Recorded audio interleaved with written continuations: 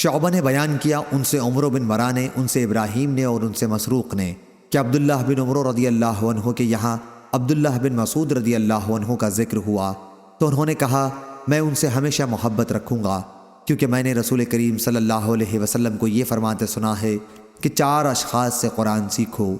عبداللہ بن مسعود رضی اللہ عنہ، حضرت صلی اللہ علیہ وسلم نے ابتدا عبداللہ بن مسعود رضی اللہ عنہ سے ہی کی، اور ابو حذیفہ رضی اللہ عنہ کے مولا سالم، ابی بن کعب اور معاذ بن جبل رضی اللہ عنہم سے۔ انہوں نے بیان کیا کہ مجھے پوری طرح یاد نہیں کہ حضور صلی اللہ علیہ وسلم نے پہلے ابی بن کعب کا ذکر کیا یا معاذ بن جبل رضی اللہ عنہ کا۔ صحیح بخاری حدیث نمبر 3758۔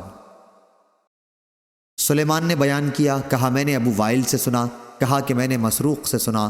انہوں نے بیان کیا کہ عبداللہ بن عمر رضی اللہ عنہ نے کہا کہ رسول اللہ صلی اللہ علیہ وسلم کی زبان مبارک پر کوئی برا کلمہ نہیں آتا تھا اور نہ آپ کی ذات سے یہ ممکن تھا، اور آپ نے فرمایا تھا کہ تم میں سب سے زیادہ عزیز مجھے وہ شخص ہے جس کے عادات و اخلاق سب سے عمدہ ہوں۔ صحیح بخاری حدیث نمبر 3759۔ اور آپ نے فرمایا کہ قرآن مجید 4 آدمیوں سے سیکھو، عبداللہ بن مسعود، ابو حذیفہ کے مولا سالم، ابی بن کعب اور معاذ بن جبل رضی اللہ عنہم۔ صحیح بخاری حدیث نمبر 3760۔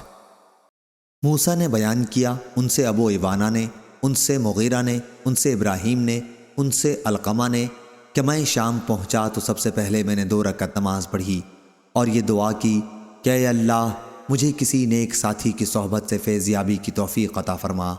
چنانچہ میں نے دیکھا کہ ایک بزرگ آ رہے ہیں۔ جب وہ قریب آ گئے تو میں نے سوچا کہ شاید میری دعا قبول ہو گئی ہے۔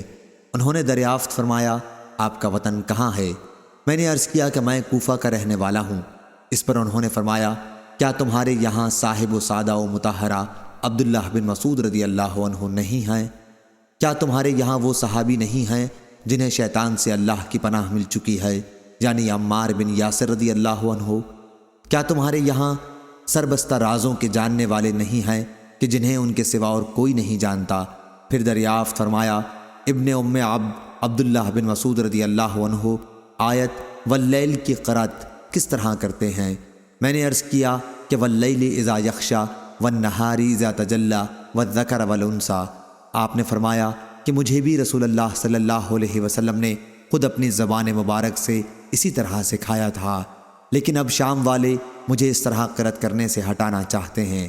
صحیح بخاری حدیث نمبر 3761۔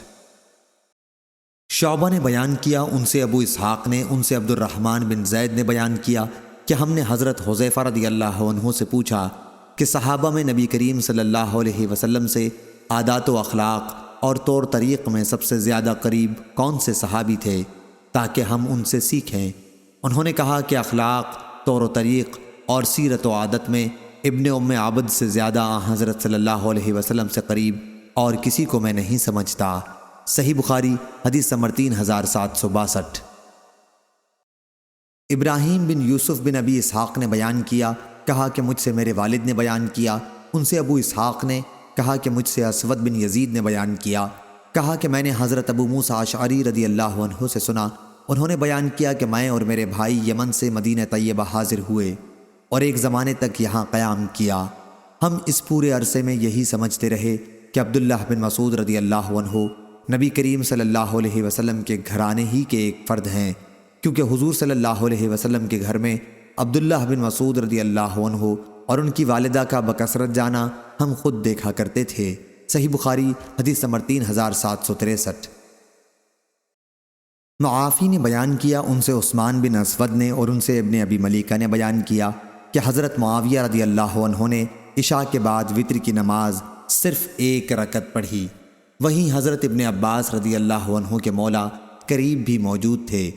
جب وہ حضرت ابن عباس رضی اللہ عنہ کی خدمت میں حاضر ہوئے تو حضرت امیر معاویہ رضی اللہ عنہ کی 1 رکعت وتر کا ذکر کیا۔ اس پر انہوں نے کہا کوئی حرج نہیں ہے، انہوں نے رسول اللہ صلی اللہ علیہ وسلم کی صحبت اٹھائی ہے۔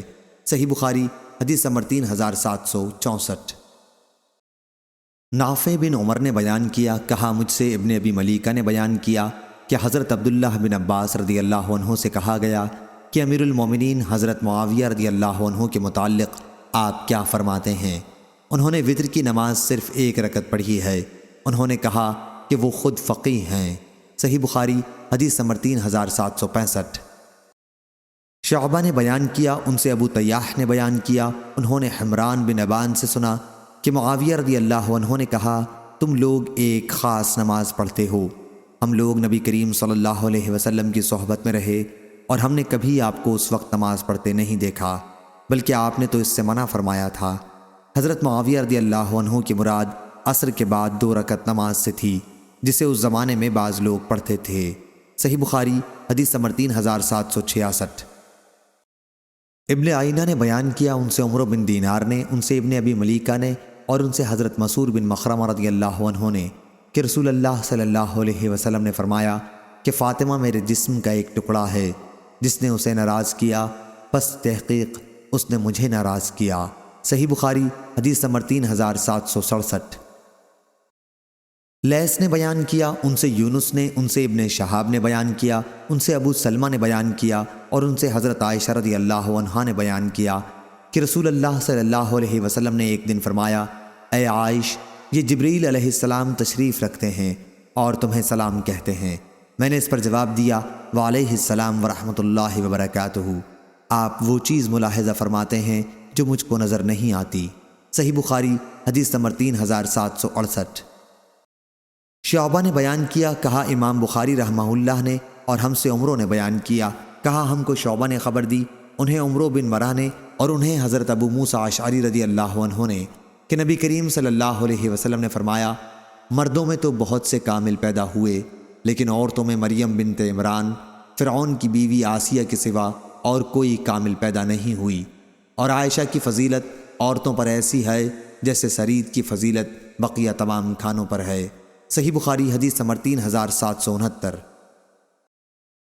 محمد بن جعفر نے بیان کیا، ان سے عبداللہ بن عبد الرحمن نے اور انہوں نے حضرت انس بن مالک رضی اللہ عنہ سے سنا، انہوں نے بیان کیا کہ میں نے رسول کریم صلی اللہ علیہ وسلم سے یہ فرماتے ہوئے سنا ہے کہ عائشہ رضی اللہ عنہا کی فضیلت عورتوں پر ایسی ہے جیسے سرید کی فضیلت اور تمام کھانوں پر۔ صحیح بخاری حدیث نمبر 3770۔